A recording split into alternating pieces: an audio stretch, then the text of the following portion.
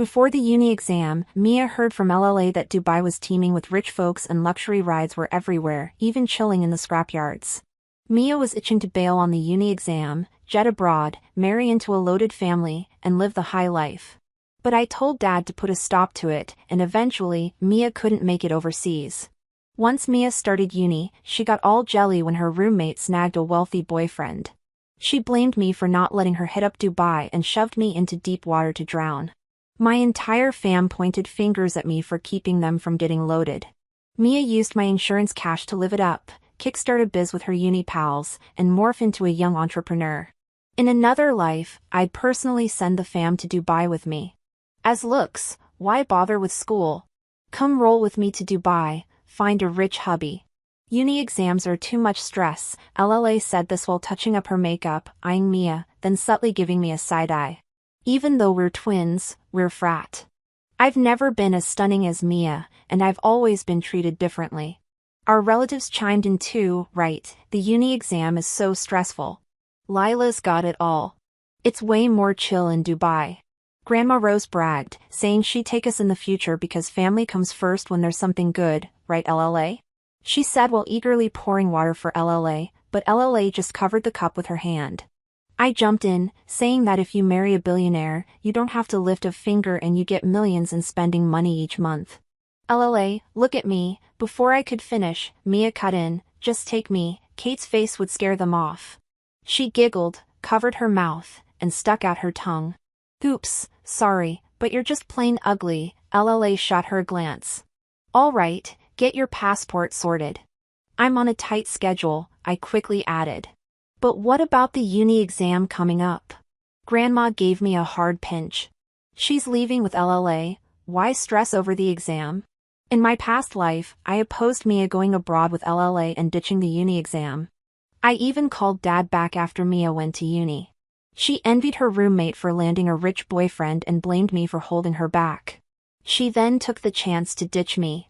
Dad also thought that without my interference, Mia would have been off with LLA getting rich. They laughed all the way to the bank with my insurance money. Finally, Mia used my money to live lavishly, reinvent herself, and become an entrepreneur. I was left to rot in the cold, sea. Unrecognizable, this time I'd have my revenge. Revenge at the dinner table, everyone chatted enthusiastically. I kept my head down, eating and urging everyone to dig in more, especially the pricier dishes.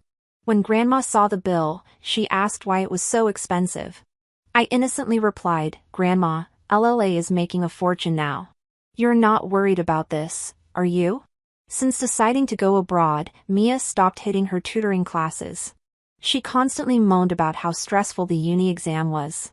You hit the tutoring classes for me if Dad finds out I'm not there, you know the consequences. Mia's sharp nails left a red mark on my forehead. Since we were kids, Mia has always bossed me around like a servant. She lifted my chin and sneered, you don't want to go to Dubai with LLA, do you? I suggest you forget it. Look at yourself, no one would want you even if you paid them. Ugly folks should study more. I lowered my head, agreeing meekly but feeling secretly thrilled. Last life, I wanted more study guides, but the fam refused, saying they had no cash, yet turned around and enrolled Mia in special classes. There, I found a cousin's kid who visibly sighed in relief seeing me instead. Such hypocrisy, everyone claimed the uni exam was bad but pushed their kids hard to compete and not fall behind. I soaked up as much knowledge as possible, like a sponge. Since Mia and I looked so different, the teacher soon noticed and privately contacted our parents after class. As soon as I walked into the house, a glass was hurled at my face. I dodged it, making Mia angrier. She stormed up and slapped me. Did you tell them? She accused, landing more blows on my head before calming down. I kept silent, defending never worked for me. Why are you hitting Lily? The teacher's not blind, Dad stepped in after Mia was done, advising me, Mia didn't mean it, she's just quick-tempered, you get it, right? There's leftover food in the kitchen, heat it up and eat, also wash the dishes and cut some fruit for Mia. Mia rolled her eyes at me and polished my shoes. Mom died giving birth to me, so I've always felt I owed Dad and Mia, constantly thinking about their needs. Silently I nodded, putting down my backpack. Why are Mia's mock exam scores dropping? Dad asked, checking her report card. The teacher said if this continues, you might drop out of the honors class. He didn't know Mia was barely holding on to the honors class, relying on extra tutoring to boost her scores. If she dropped out, maybe I could have a shot. But Mia, with earbuds in, dismissed it. I'm heading to Dubai with LLA soon. Does this even matter? Fed up, she declared that she'd quit school, calling her classmates bumpkins who only obsess over the uni exam, ruining her vibe. By the way, Dad, step up. LLA says you can earn tons abroad. Dad perked up. Really? Did LLA truly say that? Because of a past beef, Dad had been on bad terms with Lila and couldn't ask her directly, but hearing about money, he couldn't resist. When I retreated to my room, they were still deep into planning their future. Go on, everyone, I'm eagerly waiting. When Grandma heard about Mia's school plans, she cheerfully remarked, "See, I told you, what's the use of studying?" LLA didn't finish much either, and she's still doing great. If I hadn't hidden your offer letter back then, would you be where you are now? Stop talking, Dad signaled her to chill. LLA glanced amusedly at Dad. Yeah, if it wasn't for my brother's idea to hide my offer back then, I wouldn't have this life. Dad awkwardly chuckled. Times were tough then, I had to prioritize, but I'm glad you ended up in Dubai now. I get why they hadn't spoken for years. Casually, I asked, and Mia tutoring? Dad replied, that's different, Lila's not my real child. Realizing his slip, he glanced sheepishly at Lila. Mia said I could make money if I went with her. She asked LLA with a smirk that didn't reach her eyes. Oh yeah, you could want to come with us? They surrounded Lila, bombarding her with questions. I quietly retreated to my room, opening the workbook filled with tough questions given to me by a top student. Just as I delved into the math problems, Mia barged in, grabbing my study material and tossing it downstairs. I heard you're improving and aiming for the honors class. You think I'd allow that? Ha, not a chance. She stomped on my papers, leaving dark footprints. I replied, I cheated on all my exams, don't tell anyone. Mia smugly shut the door and went out to spread the word. Meanwhile, I stayed in bed and kept studying for the uni exam. As I was busting my butt cramming for exams, Mia was living it up with LLA, eating, playing, and posting on social media. Heard LLA even hooked Mia up with a rich handsome guy overseas. They chatted daily using an international messaging app. With dark circles under my eyes and my face pale and lips cracked, I even timed my bathroom breaks. Mia was posting gorgeous selfies. 18-year-olds look the best with no makeup. I had no clue who in high school looks best without makeup, but my classmates, they look rough. Chugging coffee like water and can nap in a 5-minute break. Mia even came to our school and took pics with covered-up girls just to make her purity stand out. She came up to me and said, "You're probably going to get ditched, you know that, right? Our whole fam is moving to Dubai except for you, you're as fat as a pig, who'd want you?" I was so dizzy from cramming vocab that I didn't catch the rest of her rant. And when I got home that night, the first thing I heard was, "Neil, the chance at an honors class was given to you by your sister, and you ignore her at school?" My dad kicked me in the shin. He said we were thinking of bringing you to work in Dubai once you graduate, but now we don't see the point.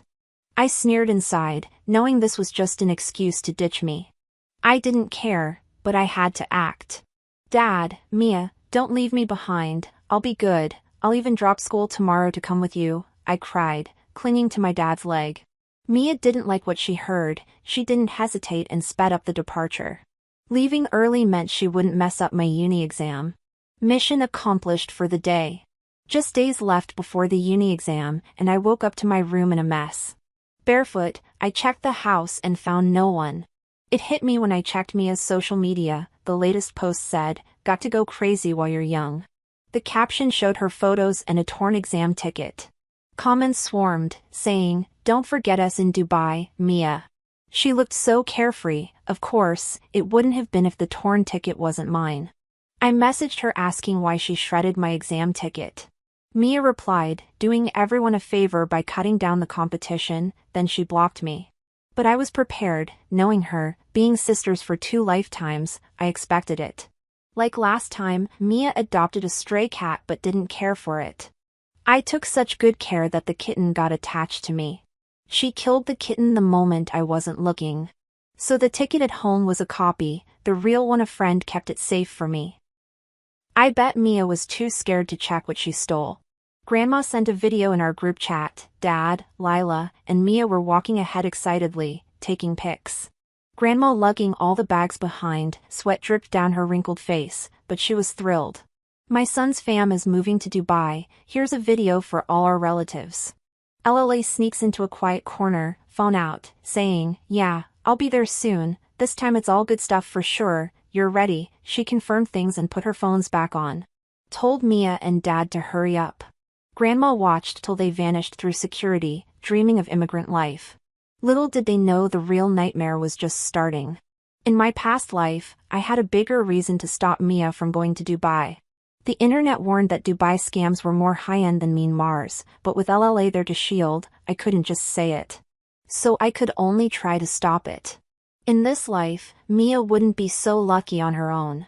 This time, the pictures never stopped coming from the moment they landed. Chat notifications went non-stop, almost crashing my phone. Beautiful S-shaped hotels, a city high on tech, even the air smelled of cash. Lush seafood feasts, the cruise, roulette dealers, and Mia shopping non-stop with a short chubby guy paying for everything. Mia tagged me in the group chat, some people must be prepping to retake their tests already, right? I didn't have the time to reply, every day was a race against the clock. When Grandma returned, she ignored me. I did all the housework and squeezed in studying. I felt I was at my limit when the uni exam finally came. All that hard work to be tested right then. Turning in my exam and leaving was when I realized I'd really changed. After turning off group chat notifications, I skimmed through the photos they posted in the last few weeks. The more I scrolled, the sketchier they seemed. Looked like they were low-res stock images, never saw solo pics of my dad, just landscapes and food. The only real pics or vids were of Mia. So-called fiancé in every shot, she casually flashed some brand label. Fam filled the chat with messages. Uncle said, such a great couple, when's the wedding, Mia? My cousin said, but our teacher said in Dubai a person can have 4 wives, the first must be local. Mia, where do you rank? The chat went dead silent, not even Mia replied after that comment. Only Grandma stood her ground, claiming Mia went as the first wife. Based on past life knowledge, I knew e-commerce was the next big entrepreneurship gig. I used the break to start up a no-inventory online shop using my English skills and pocket change. By the time test scores came out, I'd saved enough for 3 years' tuition. So when Grandma packed my bags and said, "You're 18, I'm no longer obligated to keep you," I was ready. I was out the door and off to uni. It wasn't long before she started hunting me down. "Do you think something's happened to your dad? Why is he always asking me for money?" Grandma showed up at my dorm, bloodshot from traveling non-stop. I dragged her to go file a police report, banking on her not wanting to cause a scene. "We're going to report it unless you want something serious to happen to them," Grandma snapped back. "None of you want them to have a good life, her, my poor son and granddaughter." A crowd gathered, her rambling only grew, but uni folk didn't indulge her one bit. "If you got something to say it, if not, keep it moving, report it if it's serious." Someone took out a phone, started filming, to show what a spiteful old person acts like. I said tearfully that everyone could bear witness, it wasn't that I wasn't taking care of her, it was my grandma who refused to go to the police station. In the end, a male classmate started yelling louder than her, pleading for Grandma to let her students go. Then he crawled dramatically toward her, scaring her into running away. I thanked the onlookers and went back to my dorm, deep in thought. It seemed like it wasn't as simple as it appeared. With LLA backing up my dad, why were his financial problems still so significant? Not long after, I got a call from the anti-fraud center. They reminded me not to trust international calls or messages and to report any suspicious activity to the police immediately. They also called my grandma, but she angrily retorted, accusing them of being scammers themselves. "We don't have relatives in Myanmar, we're going to Dubai." The anti-fraud center insisted that no matter where the call came from, even abroad, we should be cautious. Grandma got so mad that she uninstalled the anti-fraud app and eagerly waited for someone to take her away. And soon enough, she got a message from my dad telling her to pack for Dubai. She excitedly began packing, updating each step on her social media about a dozen times. But when she arrived, she was flabbergasted. It was nothing like the grand cruise she imagined, just an old dirty boat. The ship's name was obscured by filth, and the crew was sparse. Worse yet, she didn't have a regular ticket but was stowed away in a stinky bunk. She returned home in a hurry, claiming my dad had messed up the travel plans. After she didn't board, we lost contact with my dad. But just a couple of days later, out of nowhere, he video called me. "Lily, why don't you come to Dubai too? We could all be together," he said, trying hard to look fatherly, but his nervous habits gave him away. "But Dad, I got to go to school," I replied. "School? Who cares about school? Isn't my life more important?" He left the rest unsaid, but looked like he wanted to reach through the screen and throttle me. Realizing his approach was off, he calmed and said, "There are too many uni students, you won't make money after graduating, you should come work here, maybe marry a rich guy like your sister." He looked at me expectantly, like a hyena eyeing prey. I thought for a moment and changed the subject. "Since you're all leaving, I should stay to take care of Grandma. Heard Ben's free at home, why not contact him?" He hung up immediately. Later, I saw Ben was going to Dubai on social media. For a long time, our fam existed only in the relative stories and pics. Over time, people started questioning why, if they were making such big money, they never came back to visit. Ben's fam, in particular, began asking me if I'd been in touch with my dad. I told them I knew nothing, then asked if they didn't trust Grandma's character. I brushed them off while focusing on recruiting for my startup. When Ben requested a massive sum with no clear purpose and started avoiding calls, they panicked and went to confront Grandma. Right in front of them, Grandma called my dad, the noise on his end was chaotic. "We're doing fine here, focusing on big business, so don't bother us needlessly," was all they got before he hung up. When they called Mia, they just reached a so-called assistant who said they'd pass on the message. The peace lasted only until we both got summons from the police station. LLA had returned. They purposefully presented themselves, proudly speaking highly of each other's families, until we heard the police say that our family members were suspected of international fraud. "We've warned you repeatedly about leaving without thinking it through," the officer said, knocking on the table while taking our statements. I pinched myself hard to force tears when I explained I'd wanted to report it earlier, but Grandma hadn't allowed it and even scolded me. The officer's gaze turned gentle, seeing me distressed. "Officer, what happened with LLA?" I asked. "She's a minor leader of a fraud syndicate." Before the police finished, Lily, my aunt, cried out and lunged for LLA. "What about my son? What's happened to him?" Grandma also asked anxiously about my dad. The police took us to meet LLA. She lifted her head, giving a sinister smile. "I know what you want to ask, so I'll just say it, their organs have probably been fed to wild dogs by now." Grandma banged on the glass, desperately trying to reach LLA, demanding why. LLA retaliated passionately, handcuffed, pointing at Grandma. "I'm getting back at you, you ruined my chance at uni and my life, the only regret I have is not taking you down with me." Lily stood silent, but LLA wasn't going to let her off. "You want to know about your son, he's a beast, he raped me back in middle school, didn't you hear my cries for help, you were just in the living room watching TV, why did you pretend not to hear?" Grandma muttered softly about looking out for one's own first. "Exactly," LLA smirked at her, "using your logic, sending them over did me a favor. Do not provoke victims' families." The police escort stopped the scene. Leaving the station, Grandma still refused to accept it. She kept mumbling about how Mia would someday come to take her away to live in luxury. But she didn't seem to realize that with Mia's hatred for the fam, how could her daughter fare any better? Taking advantage of my student status, I started a company before graduation and earned my diploma as an outstanding graduate. All my shareholders were people Mia mingled with previously. I had no issues with them, who'd mind making money. Our company grew, and our trade extended to Dubai. Stepping off the plane onto Dubai soil, it all felt surreal. Finally, through my hard work, I stood in a decent position. A fellow Chinese person greeted us and explained a lot about Dubai. The city's riches belong to a few, the majority scraped by. Most marriages are polygamous, giving women little status. Except for our client tonight, an esteemed woman of Dubai. Before dinner, outside the private room, I met someone familiar. It was Mia. She was cloaked in black, wearing makeup to blend in, but looking ridiculous. Seeing me, she called a waiter over with disdain. How did she get in here? Kick her out now. I thought she'd made it big, assuming she was the legendary woman tonight. I came to negotiate a deal, whoever it is, business needs to happen. I was ready for humiliation, so I stepped right in. Mia's face changed instantly upon seeing me enter. Mia didn't even dare to come in, she just stood at the door, hands down, like waiting for someone.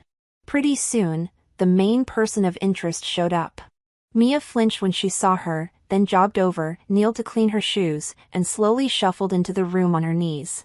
That legendary woman is named Sire, a rare female leader in this male-dominated system. After some initial small talk, I got a sense of who they were. Mia is like a servant in their household, she was brought along today specifically to serve others.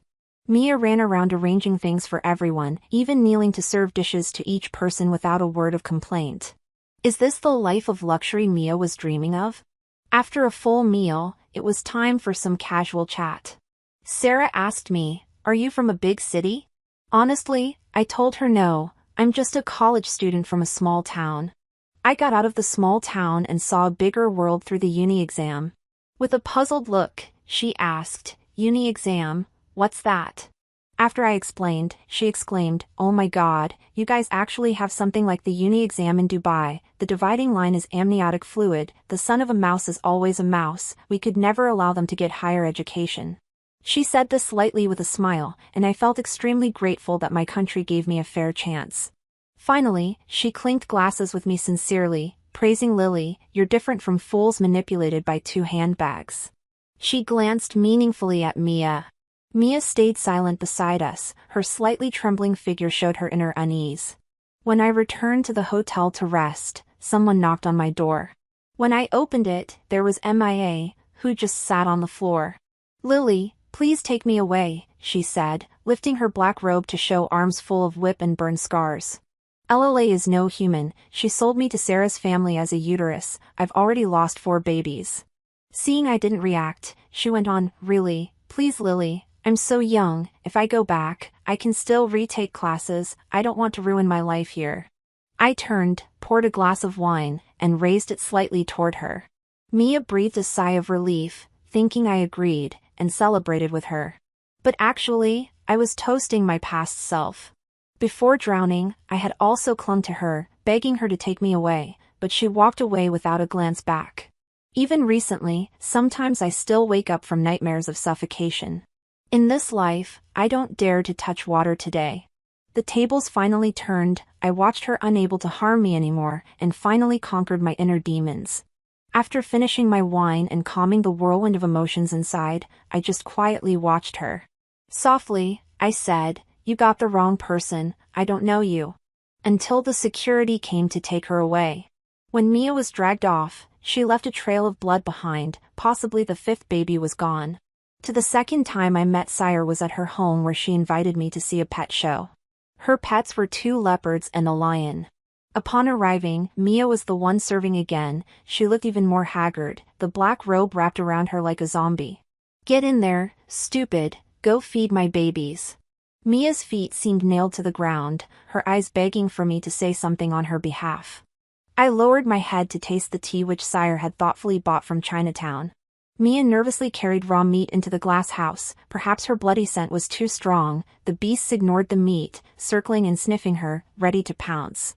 When Sarah's husband came back, Mia thought she found a savior. "Help me, dear," she cried. The man said, "Darling, are you in a hurry?" But the darling wasn't her, it was the beasts. Seeing the man, the beast got even more excited, claws resting on Mia's shoulder. She could clearly see the hot breath and feel the prick of the barbed tongue on her face. She was terrified into fainting and got dragged out. Sire was furious, useless thing, ruining the show. I spoke up, "Can I check on her?" When Mia woke up, I was handling some work. She arrogantly instructed, "Get me a glass of water, not too hot, not too cold, not too warm." Then she realized and pointed fearfully at me, "Why are you still alive?" With that one sentence, I knew Mia was back. Before I could respond, the Filipino maid struck her hard. Thanks to Miss Lily, the madam arranged this room for you. Who do you think you're talking to? I, Lily, the madam arranged this room for you. Who do you think you're talking to? I watched her with crossed arms, a slight smile. Ha, who could she be? She's a nobody. Mia quickly realized something was off. After working for so many years, I'm no longer a pushover. A splash of cold water on her face brought her to reality. The water washed away her makeup, revealing hollow eyes, sharply protruding cheekbones, and pale lips. She looked malnourished. The mix of perfume and a rancid odor was gag-inducing. She questioned, "Why are you wearing Chanel? How dare you?" She tried to grab my jacket but was yanked off the bed by the maid, pulling her hair. "Useless servant, if you're awake, go to work, do not bother Miss Lily." Mia screamed, "She's Miss Lily, then who am I?" I stopped the maid, saying, "Isn't this the life of Dubai wealth you dreamt of?" "Yes, this is wealth. I am the lady of this place. How dare you treat me like this?" She then arrogantly spoke in English to the maid, but she was dragged to the bathroom to drink toilet water to snap out of it. I saw her head pressed repeatedly into the toilet by the maid. No one understands the feeling of suffocation better than I do. When your lungs feel like they're about to burst in the water, you get pulled up to save a second of air, and then you're pushed down hard again. In minutes, she was unconscious, dragged to a corner like dead weight. Sunlight gently touched my shoulders but didn't reach her dark corner. When we were prepping to fly back, first class on Emirates, an airport alert came over the PA system. "There's a suspected terrorist on site, please stay alert." It turned out someone was hiding in the luggage compartment, and it was MIA, struggling hard. "I am a Chinese citizen, you have no right to detain me," she shouted. The response came swiftly, "Your ID card." She went silent. She had long cut up her ID in the rush of Dubai's fantasy, even posting on social media bidding farewell to the education system. Seeing us, she acted like she saw a savior, breaking free from the guards and scrambling toward us, clinging to someone's pant leg. "It's me, I'm Mia, don't you recognize me?" Then she crawled on her knees to another person. "Don't you recognize me?" Then she crawled on her knees to another person. "Don't you recognize me either?" Everyone around thought she was crazy, but I knew these were her buddies from a past life. But even now, she didn't get it. The uni exam was the only system remotely fair, allowing a leap from the grassroots to the mid-tier, then the upper tier, selectively absorbed from the mid-tier. For years in uni were also the only chance to temporarily level the playing field across social classes. Once you step out of school, it's like you're in a whole different world. If you can't hold on to the connections, you might never cross paths with certain people. She kept repeating, "I'm the real businesswoman here, I got into a top uni with my test scores." Everyone thought she was just nuts. Seriously, what's fairness got to do with a uni test in Dubai? Is it like some last wish of the underclass before they die? As the plane soared into the sky, Mia was stuck forever in her hell. When I got back home, I took some time to visit Grandma. She'd been harassed by Ben's relatives and had a fall one winter. The fall left her paralyzed on one side, but I generously hired a caregiver for her. Everyone praised my filial piety, definitely the charm of a company boss, right? I couldn't see how the caregiver took care of her anyway. When I got home today, I found bed sores all over her body. Her blanket was falling apart with black cotton sticking out. The cotton got into her wounds, making them super itchy and painful. The caregiver awkwardly rubbed her hands and said, "Your grandma's got a big temper, it's not like I'm ignoring her." I nodded, asked her to run out for groceries so I could have a private moment. I dragged a somewhat stable chair over and sat in front of Grandma. The screech of metal across the floor sounded like the beginning of the end for her. "Mom didn't die having me, did she?" "Wait," I said, signaling for silence. "There's something I want to show you." Her eyes went wide as if she wanted to deny it but also ask how I knew.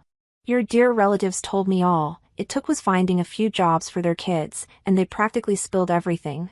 So you stopped my dad from going for a C-section, huh? Almost ended up with 2 deaths instead, and everyone just watched me be a fool." Her hand balled up into a fist like she was going to hit me. I gently pried her fingers despite her resistance, then I went a bit rougher, and oh no, I accidentally broke her finger. I innocently stuck out my tongue, just when she was on the verge of passing out from pain. I told her, "Not yet, I've got videos to show you." I held the phone up to her face. Even with a ton of pixelation, it was still obviously bloody. I told her, "See, this is your son's execution video, have a good look, and as for Mia, she's everyone's bride now. You liked grandkids, right? She might give you 2 in 2 years, exciting, huh, huh?" She finally couldn't breathe and passed out. I walked out of the room, feeling a flood of relief. Later on, I stayed single my whole life. I adopted a little girl as my daughter. From a young age, I took her traveling to all sorts of countries. I told her every place has got its ups and downs, but touching down in first class and sneaky border crossing are 2 completely different things. Don't blindly think any place is perfect. As for joining the uni exam, I left it up to her, but she gave a cheeky smile and said, "Mom, if I don't go, how will I find my own piece of the world?"